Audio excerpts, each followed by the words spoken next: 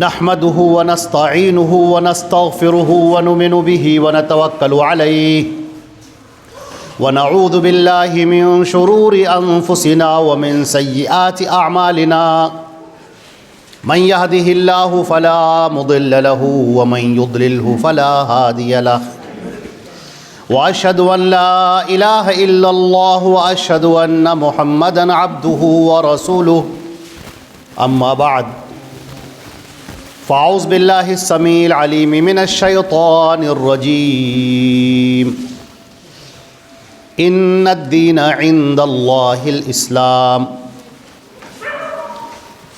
تمام تعریفیں اللہ رب العزت کے لیے ہیں جو ہمارا خالق و مالک ہے، آسمانوں اور زمین کا پیدا کرنے والا اور کل کائنات کا تنہا پالنہار ہے، جو وحدہ لا شریک لہ ہے، مستوی عرش ہے،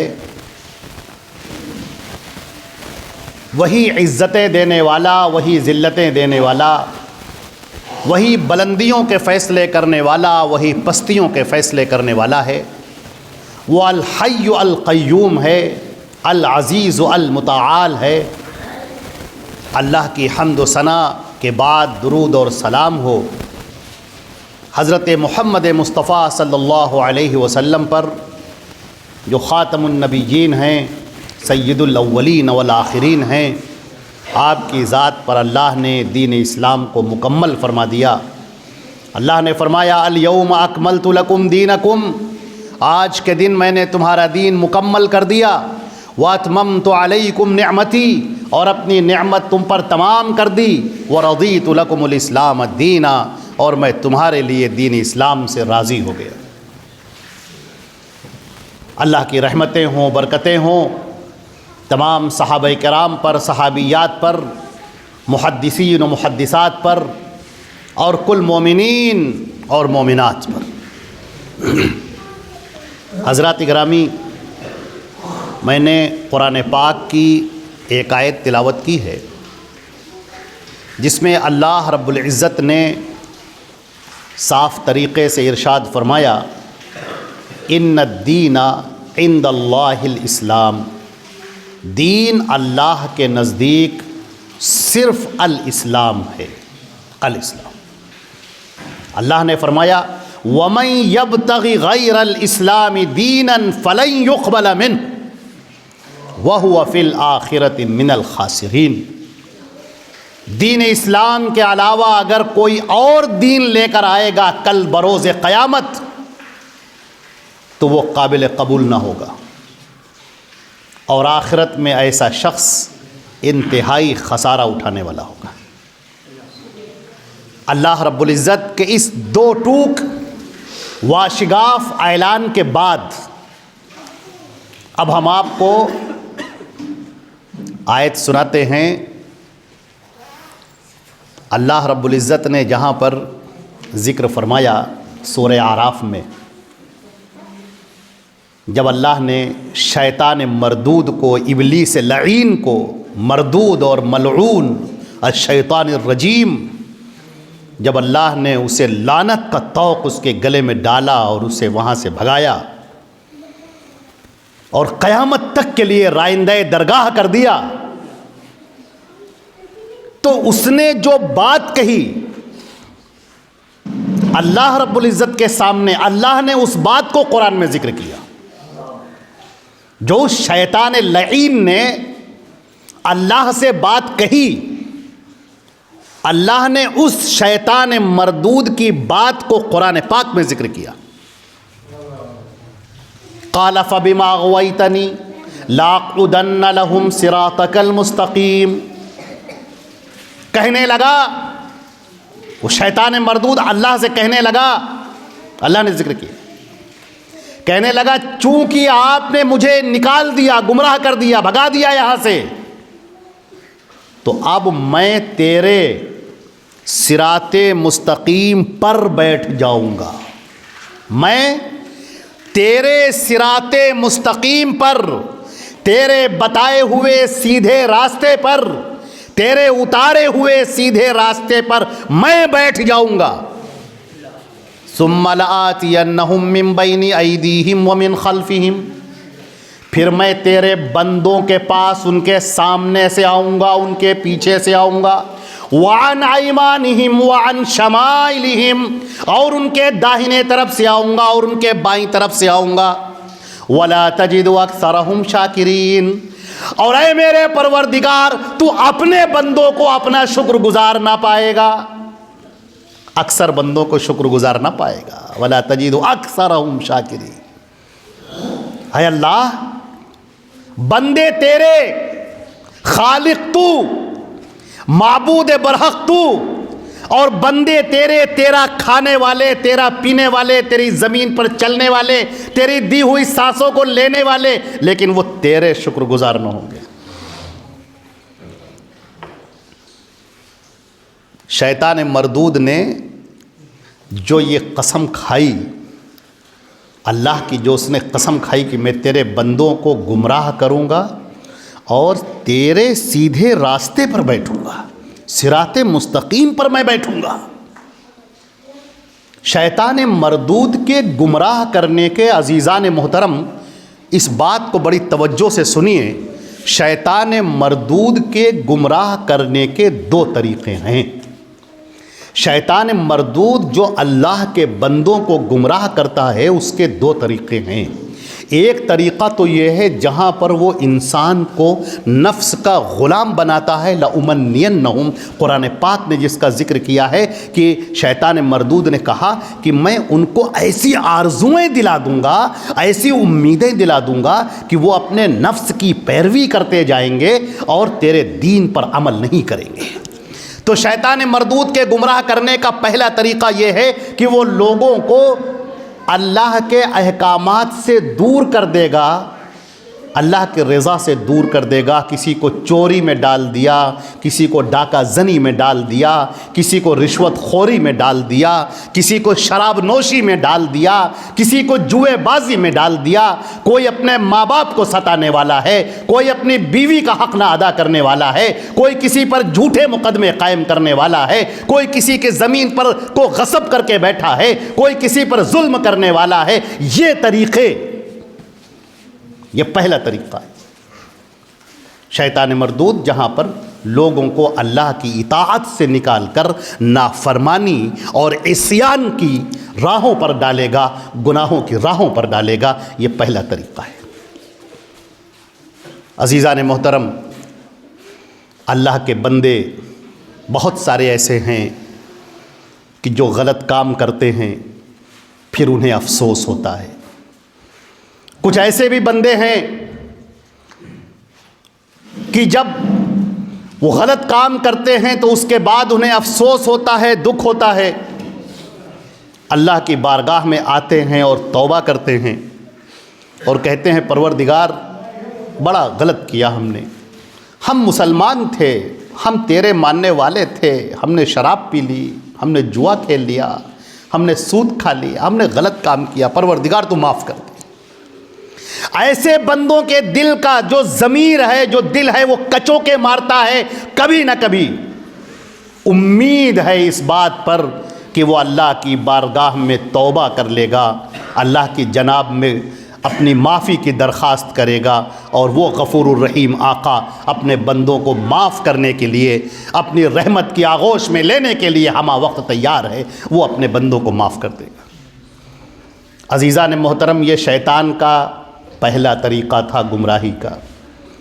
اب اس کا دوسرا طریقہ سنیے جو بڑا خطرناک ہے۔ اللہ کے ایسے بھی بندے ہیں جو اپنے آپ کو اللہ کی عبادت میں لگانے والے ہیں، جو یہ کہنے والے ہیں کہ اے شیطان مردود تو دور ہٹ، ہم اپنے رب کے لیے نماز پڑھیں گے، اپنے رب کے لیے زکوٰۃ دیں گے، اپنے رب کے لیے روزہ رکھیں گے، اپنے رب کے لیے اطاعت کریں گے، ہم اللہ کے اتارے ہوئے احکامات پر عمل کریں گے، ہم کبھی جھوٹ نہیں بولیں گے، چوری نہیں کریں گے، زنا نہیں کریں گے، شراب نہیں پئیں گے، غلط کام نہیں کریں گے، گناہوں سے دور رہیں گے، اللہ کی اطاعت میں لگے رہیں گے۔ ایسے بھی اللہ کے بندے ہیں۔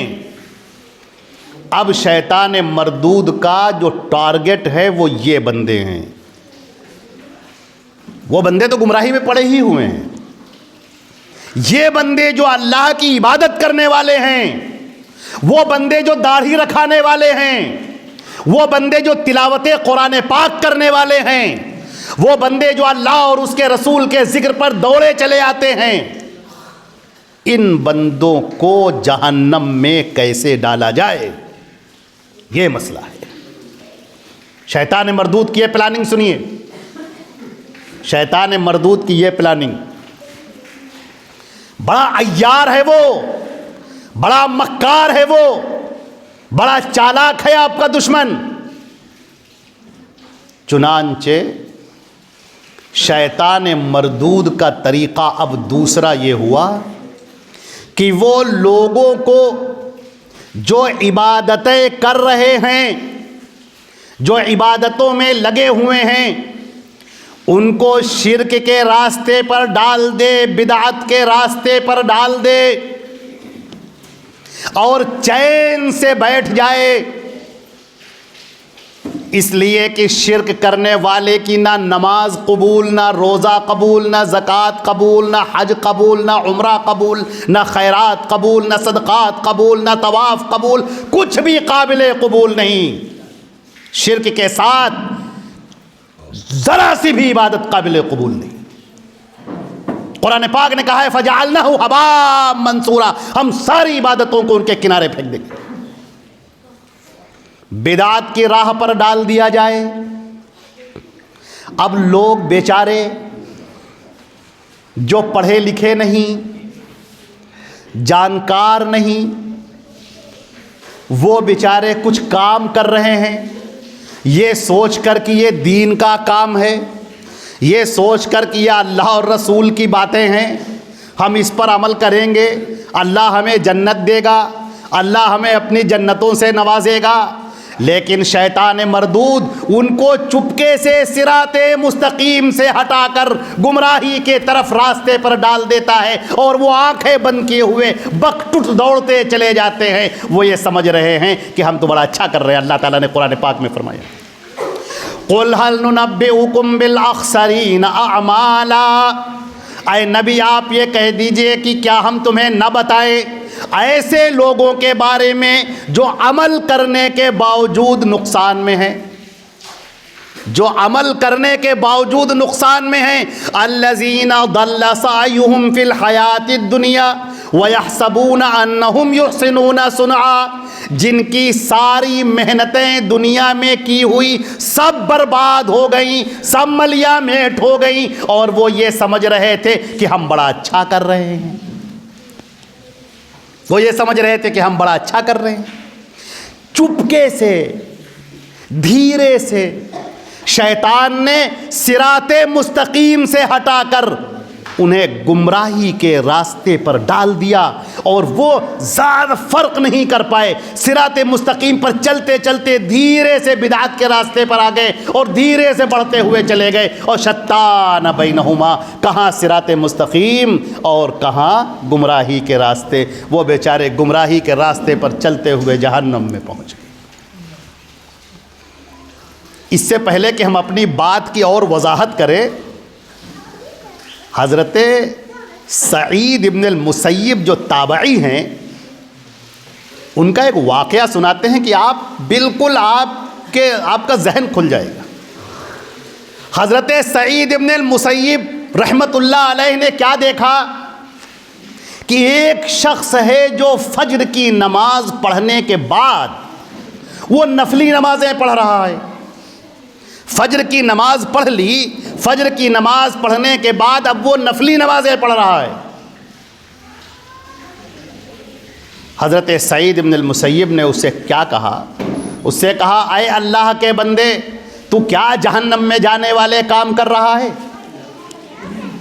غور کیجئے گا، غور کیجئے گا، سعید بن المسیب کیا کہہ رہے ہیں کہ اے اللہ کے بندے، تو کیا جہنم میں جانے والا کام کر رہا ہے؟ وہ شخص تھوڑا سا اسے بات خراب لگی، تھوڑا سا ناراض ہونے لگا، کہنے لگا کہ شیخ محترم، کیا نماز پڑھنے کی وجہ سے میں جہنم میں جاؤں گا؟ کیا نماز پڑھنے کی وجہ سے اللہ مجھے جہنم میں ڈال دے گا؟ انہوں نے کہا نہیں، نماز پڑھنے کی وجہ سے اللہ تمہیں جہنم میں نہیں ڈالے گا، بلکہ نبی کریم حضرت محمد مصطفیٰ صلی اللہ علیہ وسلم کی حکم کی مخالفت کرنے کی وجہ سے جہنم میں ڈالے گا۔ اللہ کے نبی صلی اللہ علیہ وسلم نے منع کیا ہے فجر کے بعد اور عصر کے بعد نفلی نمازیں نہ پڑھی جائیں۔ نفلی نمازیں، سببی نمازیں نہیں، جیسے تحیۃ المسجد وغیرہ، نفلی نمازیں۔ آپ کا جی چاہ رہا ہے کہ ایسے لو نفل پڑھیں اللہ کے لیے، عبادت وہ نہیں ہے جو آپ کا دل چاہے تو آپ کرنے لگیں، نہیں۔ اللہ تعالیٰ کیا چاہتا ہے؟ سورہ تبارک الذی میں اللہ نے فرمایا الذی خلق الموت والحیات لیبلوکم ایکم احسن عملا، جس نے یہ موت اور زندگی اس لیے بنائی ہے تاکہ اللہ دیکھے تم میں سے حسن عمل کون کرتا ہے، حسن عمل کون کرتا ہے۔ مفسرین نے لکھا ہے کہ حسن عمل کرنے کا مطلب کیا ہے؟ حسن عمل کا مطلب یہ ہے کہ پہلی بات وہ عمل صرف اللہ کے لیے کیا گیا ہو، اللہ کو راضی کرنے کے لیے، خوش کرنے کے لیے کیا گیا ہو، اور دوسری بات وہ حضرت محمد مصطفیٰ خاتم النبیین سید الاولین والمرسلین صلی اللہ علیہ وسلم کے مطابق ہو، انہوں نے جو حکم دیا ہے اس کے مطابق ہو۔ اگر اس کے خلاف ہو گیا تو وہ عمل نہ رہا۔ اللہ رب العزت نے جب اہل کتاب کا تذکرہ فرمایا، جب بنی اسرائیل کا تذکرہ فرمایا، تو اللہ رب العزت نے فرمایا کہ ہم نے ان کے لیے شریعت اتاری، ہم نے ان کے لیے دین اتارا، ہم نے ان کے لیے پیغمبر اتارے، لیکن ان کا معاملہ کیا ہوا؟ ان کا معاملہ یہ ہوا فویل للذین یکتبون الکتاب بایدیہم ثم یقولون ھذا من عند اللہ، وہ اپنی طرف سے اپنے ہاتھوں سے لکھنے لگے اور لکھ لکھ کر لوگوں سے کہنے لگے کہ یہ اللہ کی طرف سے نازل کیا گیا ہے، وہ اللہ کی طرف سے نازل نہیں ہوا تھا۔ آج ہمیں بہت غور سے دیکھنا چاہیے کہ ہماری زندگی کے اندر وہ کون سی باتیں ہیں جو دین کے نام پر داخل ہو گئی۔ بدعت کسے کہتے ہیں؟ اللہ کے نبی صلی اللہ علیہ وسلم نے فرمایا، حضرت عائشہ صدیقہ ام المؤمنین رضی اللہ تعالی عنہ کی روایت ہے، من احدث فی امرنا ھذا ما لیس منہ فہو رد، جس نے ہمارے دین کے اندر کوئی ایسی بات داخل کی جس پر میں نے کوئی حکم نہیں دیا، جو میں نے نہیں پیش کیا، جو میں نے نہیں کہا، اللہ کے رسول صلی اللہ علیہ وسلم فرمایا فہو رد، وہ پھینک دینے کے لائق ہے۔ اور امام شعبی نے تو کہا ہے کہ وہ پاخانے کے ڈھیر پر پھینک دینے کے لائق، کوڑے کرکٹ کے ڈھیر پر پھینک دینے کے لائق، اجعلوہ فی الحواشیش۔ آج بہت سارے لوگ یہ کہتے ہیں کہ صاحب نئی باتیں تو بہت ساری ہو گئی ہیں، یہ پنکھا لگا ہوا ہے یہ بھی تو نئی بات ہے، جھومر لگا ہوا ہے، مائک ہے، یہ سب نئی بات ہے۔ اللہ کے بندے نئی بات نہیں کہا ہے، دین میں نئی بات، دین کا نام لے کر نئی بات۔ اللہ کی رضا چاہتے ہو، اللہ کی جنت میں داخل ہونا چاہتے ہو، اور طریقہ اپنی مرضی کے مطابق کر رہے ہو، اللہ کے رسول کا بتایا ہوا طریقہ چھوڑ کر اپنا طریقہ اپنائے ہوئے ہو۔ یہ جو ہمارا مہینہ چل رہا ہے، یہ رجب کا جو مہینہ چل رہا ہے، اللہ نے قرآن پاک میں فرمایا ان عدت الشہور عند اللہ 12 شہرا فی کتاب اللہ یوم خلق السماوات والارض منہا 4 حرم، 12 مہینے ہیں سال کے جب سے اللہ نے آسمان و زمین پیدا کی، اللہ کی کتاب میں یہ 12 مہینے ہیں متعین ہو گئے، منہا 4 حرم، ان میں سے 4 مہینے وہ ہیں جو حرمت والے ہیں۔ ذالک الدین القیم، یہی ہے بالکل مضبوط دین، فلا تظلموا فیہن انفسکم۔ پھر ان مہینوں کے اندر اپنے آپ پر ظلم مت کرو، اپنے آپ پر اے لوگوں ظلم مت کرو۔ ہمارے نبی صلی اللہ علیہ وسلم نے فرمایا کہ یہ جو 4 مہینے ہیں یہ 3 متوالیات، 3 تو لگاتار ہیں، ذوالقعدہ، ذی الحجہ، محرم الحرام و شہر رجب، اور 4تھا مہینہ ہے رجب و مضر، یہ رجب کا مہینہ۔ یہ 4 مہینے حرمت والے مہینے ہیں۔ حرمت والے مہینے کا کیا مطلب ہے؟ یوں تو گناہ کرنا ہر بار گناہ ہے، آپ کہیں پر بھی گناہ کا کام کریں گناہ ہے۔ مثال کے طور پر کوئی آدمی جوا کھیلے، یہ بہت گناہ کی بات ہے، لیکن کوئی مسجد میں بیٹھ کر جوا کھیلے یہ اور زیادہ گناہ کی بات ہے۔ اسی طریقے سے آدمی سال بھر جو گناہ کرے، اللہ نہ کرے، لیکن یہ گناہ بہرحال گناہ ہے، لیکن یہ 4 مہینے ایسے ہیں اگر ان کے اندر اگر کوئی گناہ کرتا ہے تو یہ اور زیادہ بری بات ہے، اور زیادہ گندی بات ہے۔ اب اس کے اندر یہ 4 مہینے وہ ہیں جس میں نیکیوں کی طرف آگے بڑھنا چاہیے، آگے بڑھنا چاہیے۔ اب دیکھیے لوگوں نے کیسے کیا۔ یہ رجب کا مہینہ ہمارے نبی صلی اللہ علیہ وسلم کے اوپر آیا اور چلا گیا، صحابہ کرام پر آیا اور چلا گیا۔ بعد کے لوگوں نے بدعتیں ایجاد کر لیں۔ ان میں سے ایک بدعت، رجب کے مہینے کا جو پہلا جمعہ ہے، مغرب کے بعد اگر اس میں نماز پڑھی جائے، ایک خاص طریقہ ہے نماز پڑھنے کا، اس کو صلاۃ الرغائب کہتے ہیں، اور بڑی فضیلتیں اس کی بیان کی گئی۔ انتہائی جھوٹ، کوئی ایسی فضیلت ہمارے نبی کریم صلی اللہ علیہ وسلم سے ثابت نہیں۔ رجب کے مہینے کو خاص کر کے روزہ رکھنا ثابت نہیں۔ آپ جو روزہ رکھتے ہیں دوشنبے کو، جمعرات کو، یا ایام بیز کے، وہ آپ روزہ رکھیں، لیکن رجب کے مہینے کو خاص کر کے روزہ رکھنا یہ اللہ کے نبی صلی اللہ علیہ وسلم سے ثابت نہیں۔ وہ جن کے اوپر دین نازل ہو رہا ہے، جن کے اوپر شریعت نازل ہو رہی ہے۔ اسی طریقے سے جب 22 رجب آ جاتا ہے، رجب کی 22 تاریخ، تو کنڈے رکھے جاتے ہیں، چپکے سے رات میں کچھ پوڑیاں بنی، کچھ مٹھائیاں بنی، کچھ فاتحہ نظر و نیاز ہوا اور چپکے سے اسے کھا لیا گیا۔ یہ جو کنڈے رکھے جا رہے ہیں، اور پوچھا جائے کہ یہ کنڈے کیوں رکھ رہے ہیں آپ، کہتے ہیں امام جعفر صادق کی اس میں ولادت ہوئی۔ غلط بات ہے، یہ چور ہے، چوری۔ یہ حضرت امیر المومنین سیدنا امیر معاویہ رضی اللہ تعالی عنہ، ان کی وفات کا دن ہے۔ جو روافظ تھے، اب چونکہ اہل سنت کی حکومت تھی، ان کی ہمت تو نہیں تھی کہ حضرت امیر معاویہ کی وفات پر وہ خوشیاں منائیں، لہٰذا چپکے انہوں نے خوشیاں منائیں۔ اب علیٰ اعلان تو کہہ نہیں سکتے تھے، لہٰذا انہوں نے نام دیا اس کو جعفر صادق کے کنڈے رکھے جا رہے۔ بالکل نہیں، جھوٹ ہے یہ کنڈے رکھے جا رہے ہیں، بدعت، بدترین بدعت اسلام کے اندر۔ جس اللہ کے نبی پر قرآن نازل ہو رہا ہے، دین اسلام نازل ہو رہا ہے، جو لوگوں کو ذرا سی باریکیاں بیان کر رہا ہے، وہ ہمارا نبی صلی اللہ علیہ وسلم جو ذرا سی بات بیان کرتے ہیں، ہماری زندگی کی رہنمائی کرتے ہیں۔ یہاں تک کہ جب آپ کے اوپر اتنا غم ٹوٹا، آپ کی بیٹی کا انتقال ہوا، ام کلثوم کا، اللہ کے نبی ادھر دور پر بیٹھ گئے جہاں پر ان کو نہلایا جا رہا تھا، اور کہنے لگے کہ ہم تم کو طریقہ بتاتے جا رہے ہیں نہلانے کا، اس طریقے سے نہلانا۔ اللہ کے نبی کو یہ بھی پسند نہیں کہ جنازے میں جو میت کو نہلایا جا رہا ہے وہ اپنی مرضی سے نہلا دیا جائے، نہیں، ہم بتائیں گے کیسے نہلانا ہے۔ نبی یہ رحمت ہے، نبی یہ آخر الزماں ہے۔ قبر کے پر کھڑے ہو رہے ہیں، اس وقت وہ بتا رہے ہیں میت کو ایسے اتارا جائے، یہ دعا پڑھی جائے، ایسے رکھا جائے، یوں قبلے کی طرف کیا جائے، ایک باریک سے باریک بات بیان کر رہے ہیں نبی۔ مجھے یاد آ گیا، بات میں ایک بات نکل آئی۔ حضرت عثمان غنی رضی اللہ تعالی عنہ ایک مرتبہ وضو فرما رہے تھے، ایک منڈیر سی بنی ہوئی تھی، وہ وضو، اور لوگ کھڑے ہوئے تھے، امیر المومنین وضو کر رہے ہیں، حضرت عثمان غنی رضی اللہ تعالیٰ عنہ لوٹا تھا اس سے وضو کر رہے تھے، وضو کرنے کے بعد کھڑے ہوئے پانی پیا اور مسکرائے۔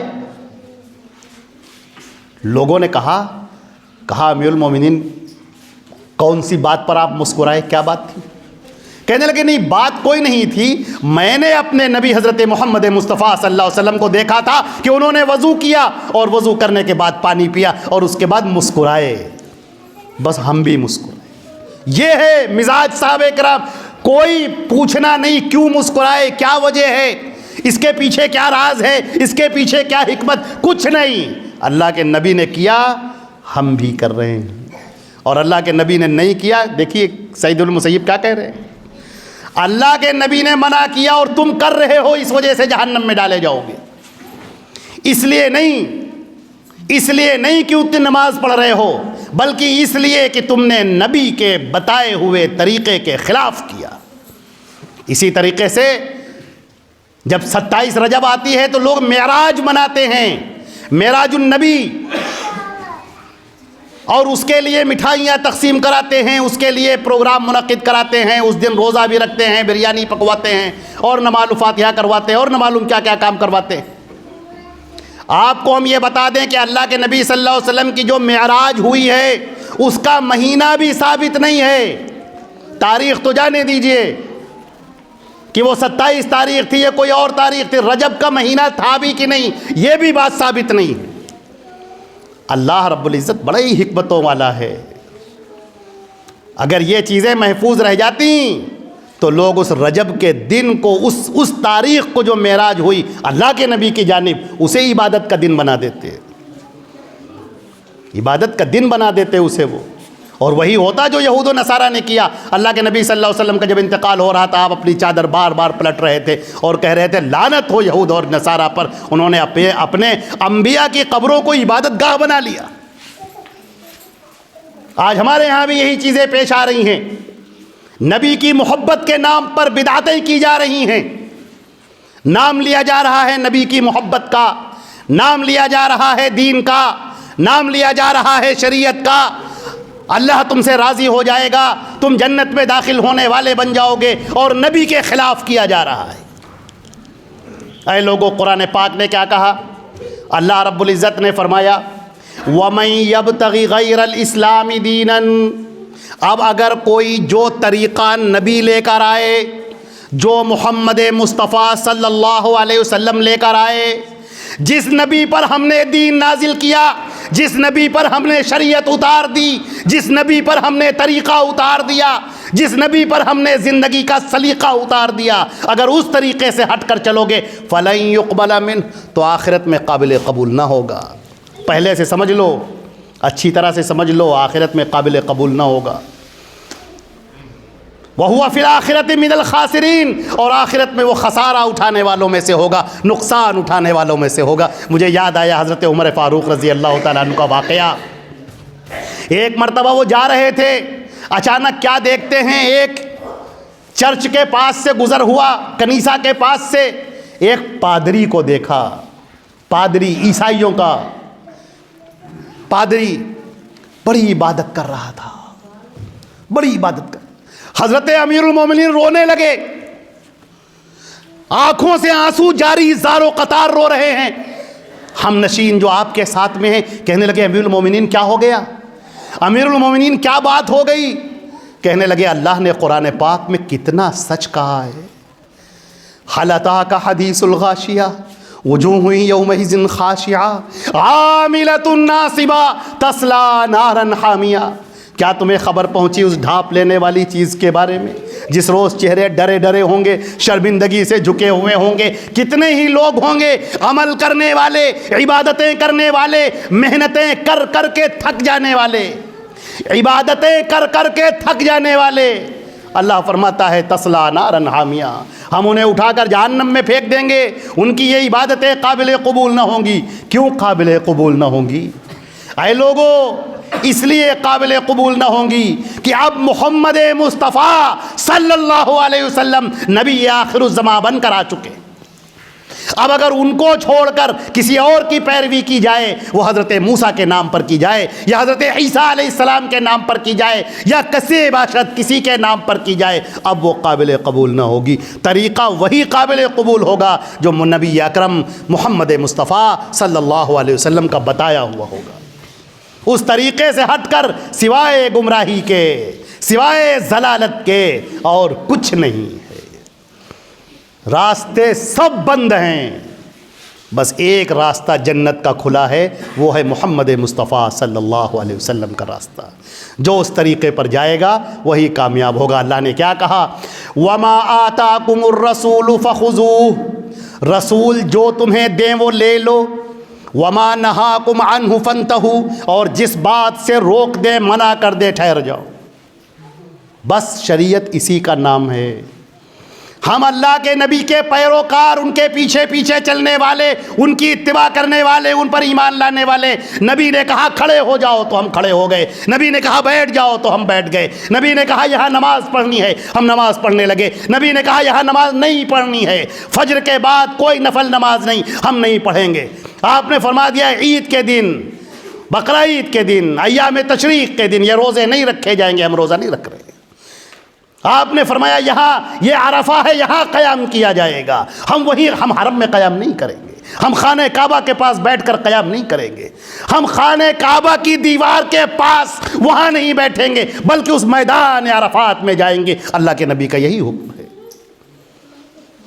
یہاں معاملہ یہ نہیں ہے کہ میرا دل کیا کہہ رہا ہے، لوگ کیا کرتے چلے آ رہے ہیں، معاملہ یہ ہے کہ اے لوگو، محمد مصطفیٰ صلی اللہ علیہ وسلم نے کیا کہا ہے، اور ان کا کہنا وہی آخری ہے اور وہی فائنل ہے اور وہی حجت ہوگا، اور وہی عمل جو نبی کریم صلی اللہ علیہ وسلم کے طریقے کے مطابق ہوگا وہی آخرت میں تولا جائے گا۔ میں اپنی بات کو اس آخری آیت کو پڑھ کر ختم کرتا ہوں۔ یہ بھی آیت ہے، قرآن پاک نے ذکر کیا ہے، لوگ قیامت کا دن ہوگا، لائن لگی ہوگی، لوگ نام اعمال لے لے کر آ رہے ہوں گے، بہت سارے نام اعمال لوگ لے لے کر آ رہے ہوں گے، کتنے ہی خوش ہوں گے، بڑے پھولے نہیں سما رہے ہوں گے، میرے پاس اتنی نمازیں ہیں، میرے پاس اتنے روزے ہیں، اتنی زکاتیں ہیں، اتنا صدقہ خیرات ہے، وہ سب آ رہے ہوں گے۔ قرآن پاک نے کیا اعلان کیا ہے، فرمایا فَلَا نُقِيمُ لَهُمْ يَوْمَ الْقِيَامَةِ وَزْنًا۔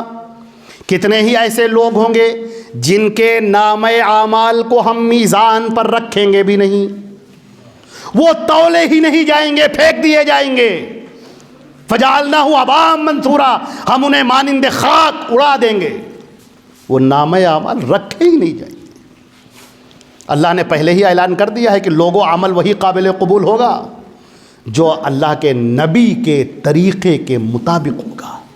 بدعتیں مت ایجاد کرو، یہودی مت بنو، عیسائی مت بنو، مجوسی مت بنو، جنہوں نے اپنے نبی کی تعلیمات میں اپنی باتیں داخل کر کے پورا دین بگاڑ دیا، جنہوں نے بدعتیں ایجاد کر لیں۔ تو محمد مصطفیٰ کے پیروکار بنو، جہاں کا معاملہ یہ ہے کہ جہاں کر دیا گرم گرم آ گئے وہ، جہاں کر دیا نرم نرم آ گئے وہ، جن کا معاملہ یہ تھا کہ جن کی طبیعت کے قبضے میں نہ تھا باغ ان کی، شریعت کے قبضے میں تھی باغ ان کی، ان کی لگام شریعت کے قبضے میں تھی، دین اسلام کے بات میں تھی۔ اللہ کے نبی نے کہا بیٹھ جاؤ، بیٹھ گئے، اللہ کے نبی نے کہا کھڑے ہو جاؤ، کھڑے ہو گئے، پلٹ کر ایک بار بھی نہیں پوچھا کہ اللہ کے رسول کیوں، کیسے، کچھ نہیں۔ یہ اطاعت کاملہ لے کر آؤ اور اللہ کی ابد الآباد کی جنتوں میں داخل ہو جاؤ، جنت الفردوس تمہارا انتظار کر رہی ہے۔ نبی کریم صلی اللہ علیہ وسلم کی پیروی کر کے آؤ، ان کی لائی ہوئی شریعت کے مطابق زندگی گزار کے آؤ اور اللہ کی ابد الآباد جنتوں میں داخل ہو جاؤ۔ وہ غفور الرحیم ہے، نہ معلوم کتنے گناہوں کو ایسے ہی معاف کر دیتا ہے۔ لیکن اگر تم نبی کے طریقے سے ہٹ کر زندگی گزار کر آؤ گے، نبی کی لائی ہوئی شریعت الگ رکھی ہوئی ہے، تمہاری زندگی کوئی اور طریقے پر بسر ہو رہی ہے، تو یہ قابل قبول نہ ہوگا۔ اللہ تعالی ہم پر آپ پر رحم فرمائے، اپنی زندگیوں کو نبی کریم صلی اللہ علیہ وسلم کے حکم کے مطابق بسر کرنے کی توفیق عطا فرمائے۔ اللہم ربنا تقبل منا انک انت السمیع العلیم وتب علینا انک انت التواب الرحیم، وصلی اللہ علی محمد وآلہ واصحابہ اجمعین برحمتک یا ارحم الراحمین۔ اقول قولی ھذا استغفر اللہ لی ولکم ولسائر المسلمین من کل ذنب فاستغفروہ انہ هو الغفور الرحیم۔